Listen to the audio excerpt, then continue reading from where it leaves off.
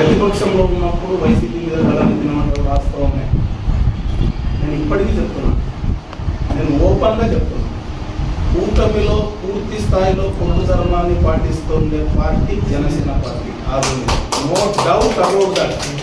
నేను ఈరోజు మా నాయకుడు మాకు ఏదైతే ఇన్స్ట్రక్షన్ ఇస్తాడో, కూటమి ధర్మాన్ని పాటించి మీరు ప్రజల వైపు ఏ రకంగా నిలబడాలని మాకు ప్రతిరోజు ఆదేశిస్తాడో, యాజ్ అన్ ఇన్ఛార్జ్గా నాకు ఏదైతే ఆయన యొక్క ఆదేశం వస్తుందో దాన్ని తూచ తప్పకుండా పాటిస్తున్నటువంటి వ్యక్తి నేను.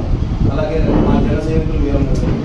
ఇక్కడ చాలా మందికి ఏమొస్తా ఉంది, వాస్తవంగా మనం అవునన్నా కాదన్నా నేను కూడా ఇన్ని రోజులు మౌనం పాటించింది వాస్తవమే. తెలుగుదేశం పార్టీకి బీజేపీకి ఒక గ్యాప్ అనేది ఏర్పడింది అనేది ఇది అందరికీ తెలిసిన విషయం.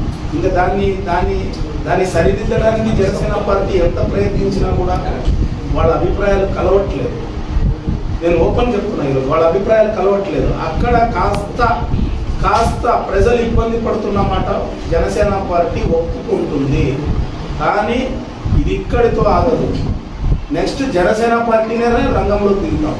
ప్రజలకు ఏదైనా ప్రాబ్లం వస్తే వదిలే ప్రసక్తే ఉండదు. కానీ ఇక్కడ మీరు అన్నటువంటి నిధుల విషయం నేను చెప్తున్నాను. గవర్నమెంట్ వచ్చిన తర్వాత ఉన్నటువంటి స్పీడ్ వాస్తవంగా గ్రామంలో రోడ్లు వేయగలిగినాం. ఈరోజు పవన్ కళ్యాణ్ గారి ద్వారా ప్రతి గ్రామానికి ప్రతి పంచాయతీకి ఫండ్స్ ఇవ్వగలిగినాం. అలాగే గోకులం షెడ్లు కూడా గతంలో శాంక్షన్ కానీ